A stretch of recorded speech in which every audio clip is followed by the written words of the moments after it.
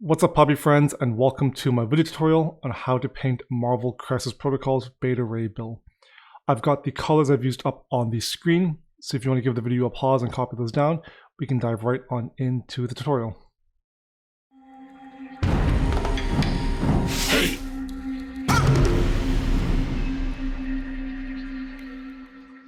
I'm going to start this model with some Airbrush Prep, starting with some very dark brown. I'm going to apply a base coat over the entire figure. A lot of this figure is going to be more earthy tones, the orange of the skin, the red of the cape, as well as the brown of the gold. So doing this with the airbrush is just a bit of efficiency. From there, I'll apply a two-tone zenithal highlight on the cape, starting with burnt red. I'm going to apply a quote-unquote base coat. But what I'm really doing is I'm targeting the mid and bright areas, and I'm trying to keep some of that very dark brown in those deepest shadow tones. The cape has a very angular sculpt, so doing this with the airbrush is actually fairly simple. From there, I'll do a highlight with blood red. Again, targeting those mid and highlight areas, using the folds and angles of the cape to my advantage.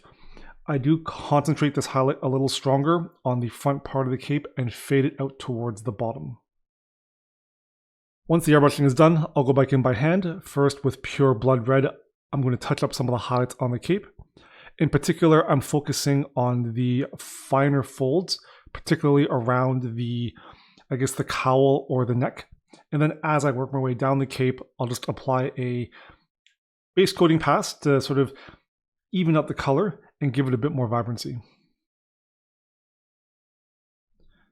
My next highlight is with scarlet red. I'm going to be targeting some of the sharper folds on the cape again, mainly the top half. As I pull it back, I want to keep it more in that blood red tone. This highlight of scarlet red and then my next highlight of amaranth red starts to lean more towards the orange. So I wanted to be careful not to overdo these two highlights, the amaranth red in particular, because as you can see, it does lean very strongly into the orange, and too much of it, you'll end up with an orange cape and not a red cape. With the amaranth red, I found the best use was to really target the sharp folds and some of the brightest points, use it as a point of interest or like a focal point, and then try and use the scarlet red and more importantly the blood red as the majority of your color. Next up, we're going to do the black part of the suit. So I did a quick base coat with some black. I did this off camera because base coats are boring.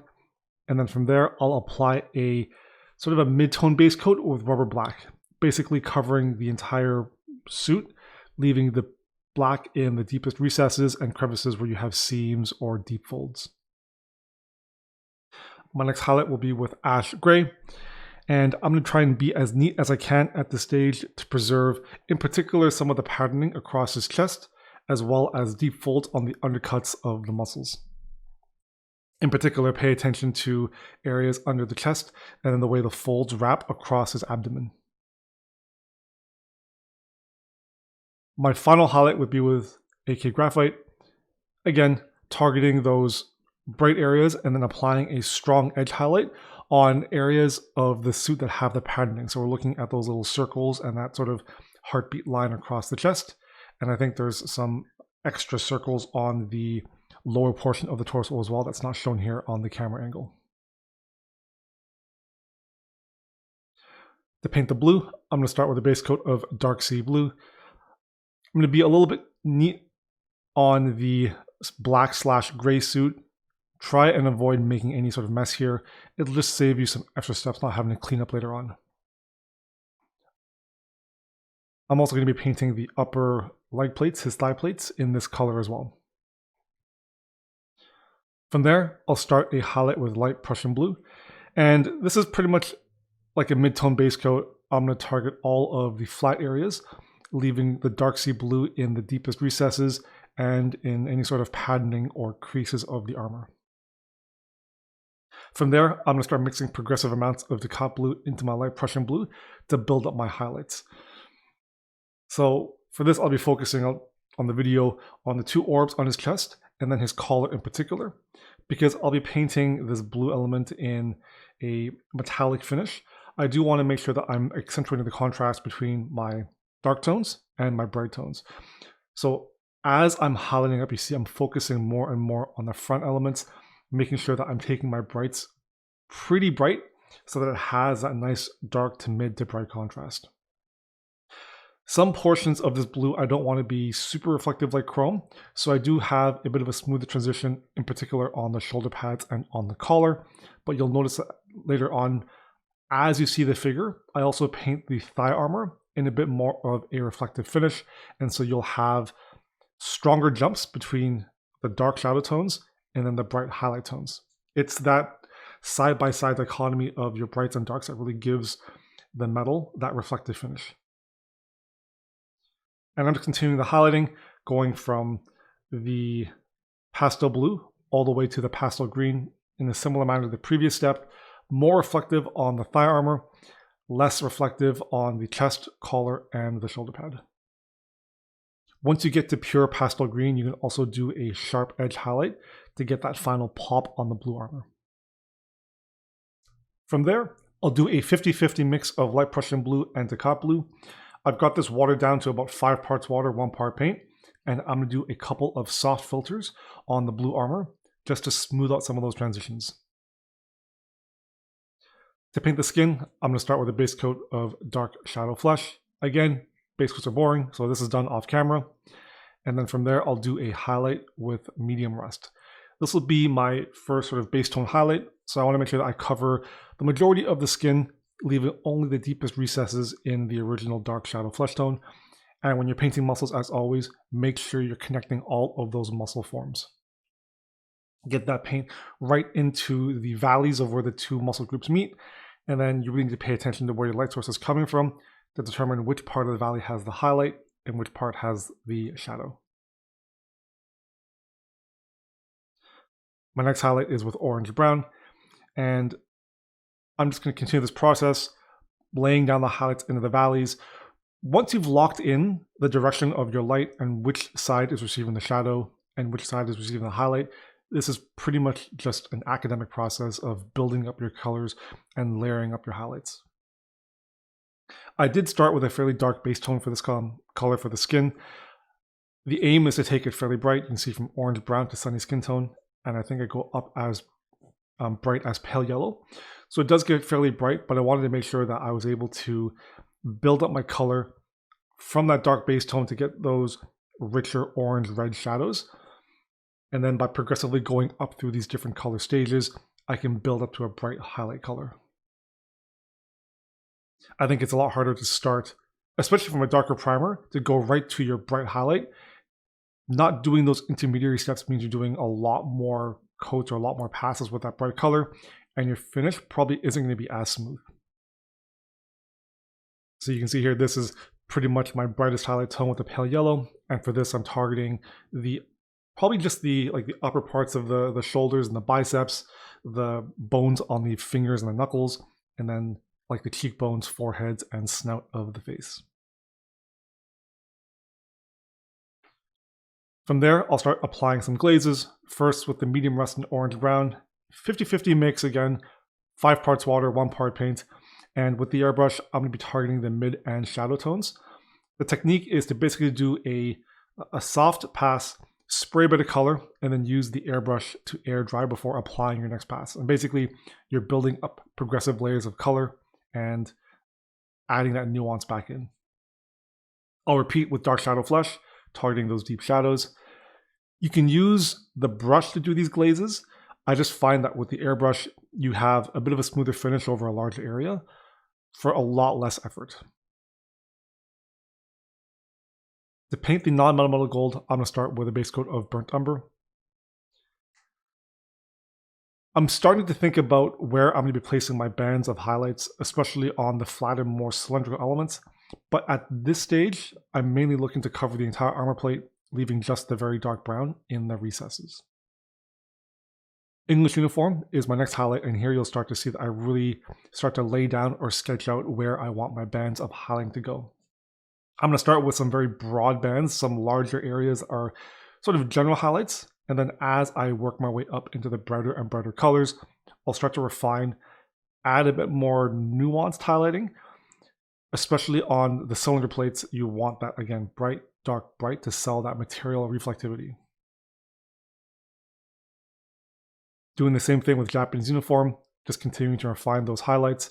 And you can see that I'm leaving a bit of the previous color always showing through. Helps to create some of those transitions, but if you're doing some of the thinner highlights where it's like a sudden jump from bright to dark to bright, you can probably afford to make the jump a little bit more sudden. From Japanese uniform, I'll start to mix in progressive amounts of pale yellow, continue to do the same thing.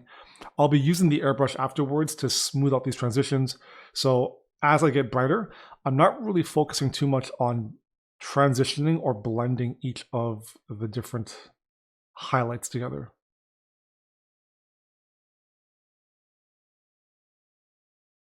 I also think that having some of the brush strokes showing through does also suggest a bit of wear or like surface imperfections.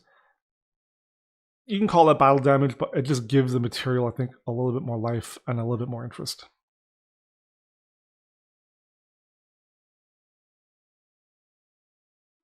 I'm going to start glazing the armor with some English uniform. So again, watercolor consistency, 5 parts water to 1 part paint.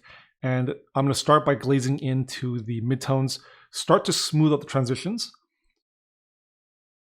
From there, I'll jump right into burnt umber and I'll target the deepest shadows.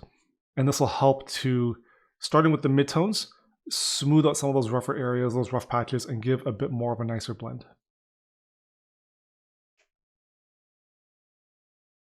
I'll finish up with some pure highlights of pastel yellow. For this, I'm sharpening up the edges of the armor, adding a couple of scratches and chips, and then just reinforcing some very bright bands of highlights.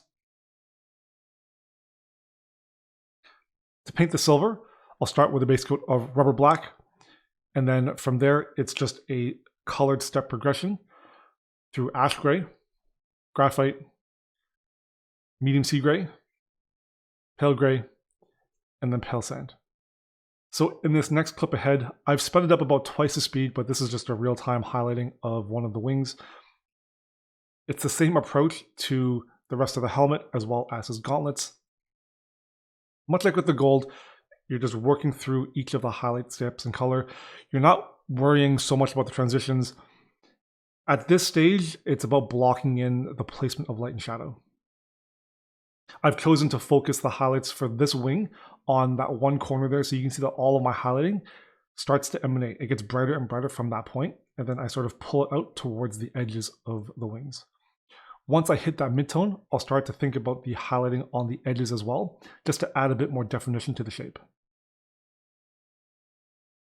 There's not much blending happening up until I get to pale gray, and then from pale gray to pale sand, I did definitely mix a couple of intermediary steps just to bridge the gap because the value jump between those two colors is fairly large. Once I'm done with the highlighting, I'll go back in with glazes of black and rubber black. Starting with the rubber black, I'll do some passes to smooth out some of the blending. So you can see here that I'm targeting a lot of the midtones and just focusing, especially on the bottom of the wing, to get a bit more of that top-down highlighting the shading as well. And then I'll add some pure black into the darker shadows and then just help to reinforce the crevices in between each of the feathers.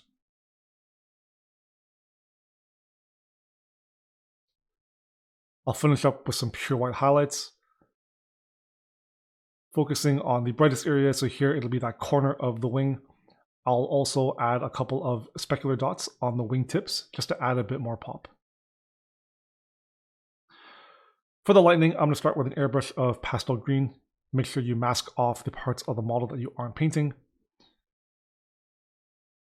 Because this is a fairly bright color, you'll want to do a few passes to get a nice even finish. And then from there, I'll do a zenithal highlight or a zenithal shade with blue-green. I'm going to have it darker on the ends of the lightning bolt. Once I'm done with the airbrushing, I'll go back in by hand with pastel green and I'll start to reinforce or correct some of the highlighting. The goal here is to get the base of the lightning where the hammer is to pretty much pure white. So that's where I'll be focusing a lot of my effort. In the mid and top parts of the lightning bolt, I do add a bit of pastel green just to help add a bit more definition to, I guess, the shape or the form of the lightning, and to have that transition or separation between a dark tone and a bright tone, especially where the lightning forks and has those extra angles. At the base of the hammer, because of the masking, I do have to go back in by hand with some blue-green just to paint over some of those un-airbrushed areas. You can see that where I masked off the hammer, I missed a few spots, so I have to go back in by hand and paint those. And then finally, I'll finish up with some pure white highlights. I'm focusing this on the base of the lightning bolt where it meets the hammer. That's where I want my brightest highlights to be. In particular, where it forks onto the actual gold of the hammer itself. And then finally, to paint the eyes and the teeth, I'm going to go in with some Scale Colors White Sands. For the eyes, I'm going to paint 2 dots, leaving the, I guess, the black lining for the pupil. I didn't do this on camera, but I did a base coat of Tenebrous Gray over the eye socket as well as the mouth to get the base coat. To paint the teeth, I do paint them individually.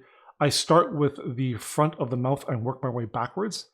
Basically, it allows me to apply a stronger application on the front, and then as I highlight backwards, there's less and less paint, and so each layer I place down is more and more translucent. And I'll do a few passes this way to reinforce that front to back blend. And then I'll finish up the model with a Airbrush Nuance with Druchii Violet. I'm focusing this heavily on the cape, in particular the shadow tones. Again, use the angles of the cape to your advantage, and then a few light passes on the skin and the gold.